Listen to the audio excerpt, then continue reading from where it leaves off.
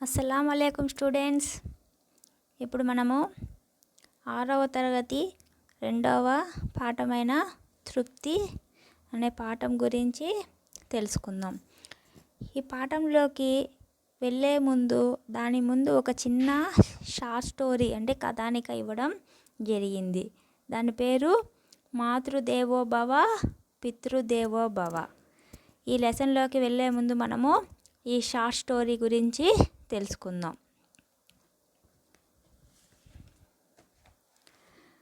ఒక రాజ్యంలో ఒక రాజు, ఒక రాణి, 2 కుమారులు ఉండేవారు. అందులో ఒక కుమారుడు తెలివైనవాడు, ఇంకొక కుమారుడు తెలివైనవాడు కానీ కొద్దిగా బద్ధకస్తుడు. ఒకసారి రాజు ప్రపంచాన్ని అంతటినీ చుట్టి వచ్చిన వారికి పట్టాభిషేకం చేస్తానని అంటాడు. పట్టాభిషేకం అంటే రాజుని చేస్తానని అంటాడు.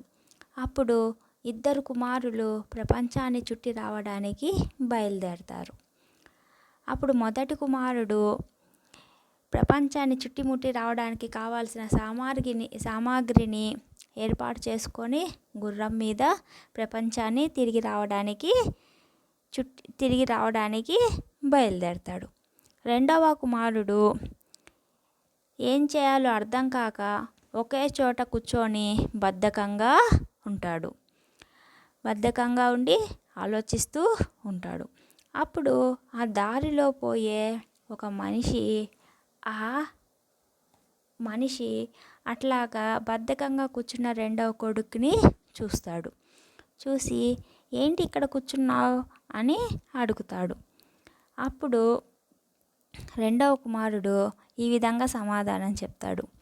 ఇట్లాగా రాజుగారు ఎవరైతే ప్రపంచాన్ని చుట్టుముట్టి వస్తారో వాళ్ళని రాజుని చేస్తానని చెప్పారు అని మొత్తం సంగతిని ఆ మనిషికి వివరిస్తాడు. అప్పుడు ఆ మనిషి ఆ రెండవ కుమారుడికి ఒక సలహా ఇవ్వడం జరుగుతుంది. ఎవరైతే తన తల్లిదండ్రుల చుట్టూ తిరుగుతారో వాళ్ళు ప్రపంచాన్ని తిరిగి వచ్చినంత పుణ్యం వస్తుందని సలహా ఇస్తారు.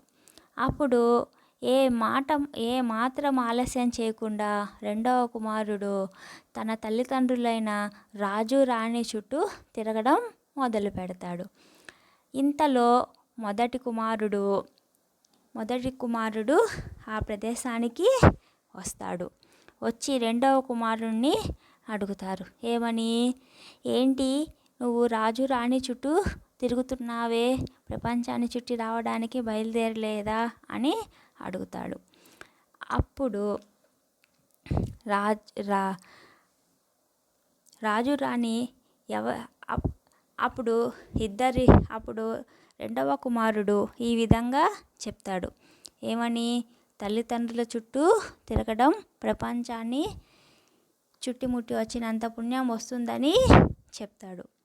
అప్పుడు మొదటి కుమారుడు సందిగ్ధంలో పడిపోతాడు. ఈ విధంగా మొదటి కుమారుడు ప్రపంచాన్ని చుట్టి రావడము, రెండవ కుమారుడు తల్లిదండ్రి చుట్టూ తిరగడము అనేది జరుగుతుంది. ఇప్పుడు రాజుకు రాణికి ఎవరిని పట్టాభిషేకం చేయాలో అర్థం అవ్వదు.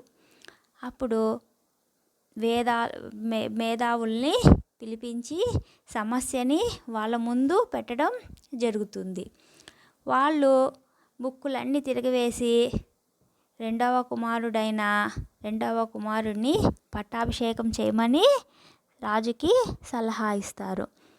ఎందుకని పురాణాల్లో కూడా తల్లిదండ్రుల సేవని చేసుకోవడం, పిల్లలు తల్లిదండ్రుల సేవ చేసుకోవడము ఎంతో పుణ్యాన్ని, ప్రపంచాన్ని తిరిగి వచ్చినంత పుణ్యాన్ని ఇస్తుంది అని అర్థం. ఈ లెసన్ మనకి ఏం చెప్తుంది? తల్లిదండ్రులని మనము ఎంతో ప్రేమగా చూసుకోవాలి. తల్లిదండ్రులకి మనము ఎంతో ఇంపార్టెన్స్ ఇవ్వాలని తెలుపుతుంది. ఇప్పుడు మనము సెకండ్ లెసన్ అయిన తృప్తి లెసన్లోకి వెళ్దాము. తృప్తి అంటే సాటిస్ఫాక్షన్. తృప్తి అంటే సాటిస్ఫాక్షన్ అని అర్థం. ఈ పాఠం గురించి తెలుసుకునే ముందు మనం ఈ పాఠానికి ముందు ఇంకొక చిన్న పాఠం ఇవ్వడం జరిగింది. అదే ఇక్కడ మనకి ఈ చిత్రంలో కనపడుతున్న పేజీ. ఈ చిత్రంలో మనకి ఎవరెవరు కనపడుతున్నారు? పిల్లలు ఏం చేస్తున్నారు? భోజనం చేస్తున్నారు. పిల్లలు దేని గురించి మాట్లాడుకుంటున్నారు? స్కూల్లో జరిగిన విశేషాల గురించి మాట్లాడుకోవడం జరుగుతుంది. ఇప్పుడు ఈ చిత్రంలో కనపడిన దృశ్యాల మీద పక్కన కొన్ని ప్రశ్నలు ఇవ్వడం జరిగింది. వాటికి సమాధానాలు చూద్దాం.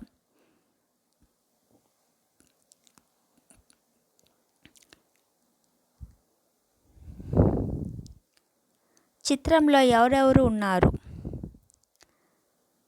చిత్రంలో పిల్లలు ఉన్నారు. వారు భోజనాలు చేస్తున్నారు. పిల్లలు ఏమి మాట్లాడుకుంటున్నారు? ఉదయం నుండి విశ్రాంతి సమయం దాకా పాఠశాలలో జరిగిన వాటి గురించి మాట్లాడుకుంటున్నారు. మీకు ఎప్పుడెప్పుడు సంతోషం కలుగుతుంది? మనకి ఎప్పుడెప్పుడు సంతోషం అనేది కలుగుతుంది? ఇప్పుడు చూడండి, మాకు ఇష్టమైన పదార్థాలు తిన్నప్పుడు మాకు సంతోషం కలుగుతుంది. కొత్త బట్టలు ధరించినప్పుడు సంతోషం కలుగుతుంది. స్నేహితులతో ఆడుకుంటుంటే సంతోషం కలుగుతుంది. మా మీద పెద్దలు అంటే టీచర్స్ కానీ పేరెంట్స్ కానీ మా మీద అధికారం చెలాయించకపోతే మాకు సంతోషం కలుగుతుంది. మాకు ఇష్టం వచ్చినట్లు అల్లరి చేస్తూ ఆడుకుంటే సంతోషం కలుగుతుంది. చెరువులో ఈత కొడుతుంటే సంతోషం కలుగుతుంది. అమ్మ నాన్నలతో ఎక్కడికైనా పిక్నిక్కి వెళ్తే సంతోషం కలుగుతుంది. మంచి కథలు సంగీతం వింటుంటే సంతోషం కలుగుతుంది. అమ్మ నాన్నలు మమ్మల్ని లాలిస్తే బుజ్జగిస్తే సంతోషం కలుగుతుంది. మా అభిప్రాయాలు స్వేచ్ఛగా చెప్పనిస్తే సంతోషం అనేది కలుగుతుంది. ఇప్పుడు మనము ఈ చిత్రము మొదటి పేజీలో ఉన్న క్వశ్చన్స్ ఆన్సర్స్ ఫిలప్ చేసాం కదమ్మా. ఇప్పుడు ఈ లెసన్ కవి పరిచయం చూద్దాం. తృప్తి అనే పాఠాన్ని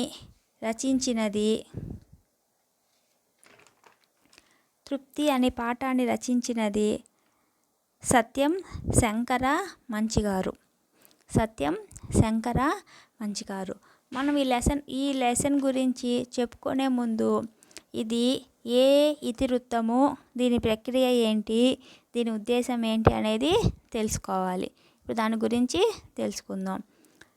తృప్తి అనే పాఠము యొక్క ప్రక్రియ కథానిక. ఇతివృత్తం వచ్చి మానవ విలువలు. ఈ పాఠం యొక్క ఉద్దేశము సాటి మనుషులు సంతోషం కోసం పనిచేయాలి. అందులోనే నిజమైన తృప్తి సంతోషం ఉన్నాయి అని ఈ పాఠం యొక్క ఉద్దేశం. కవి పరిచయం చూద్దాం. ఈ పాఠాన్ని రచించిన సత్యం శంకర మంచి గారు. ఈయన గుంటూరు జిల్లా అమరావతిలో జన్మించారు. ఈయన తల్లిదండ్రులు శేషమ్మ కుటుంబరావు గారు. ఈయన సాహిత్య అభివృద్ధికి కారకులు అన్నలు రామారావు, రాధాకృష్ణమూర్తి, పూర్ణానంద శాస్త్రి గారు. ఈయన నివాసం విజయవాడ. ఈయన ఉద్యోగం ఆకాశవాణి విజయవాడ కేంద్రంలో అధికారి. ఈయన BA LLB పూర్తి చేశారు. ఈయన అమరావతి కథలు, కార్తీక దీపాలు, కథా సంపుటాలు, రేపటి దారి, సీత స్వాగతాలు, ఆఖరి ప్రేమలేఖ, ఎడారిలో కలువ పూలు మొదలైన నవలలు, దిన వార పత్రికలలో అనేక వ్యాసాలు రాశారు. 1979లో అమరావతి కథలకు రాష్ట్ర సాహిత్య అకాడమీ పురస్కారం అందుకున్నారు. ఈ పాఠం సత్యం శంకర మంచి రాసిన అమరావతి కథలలోనిది.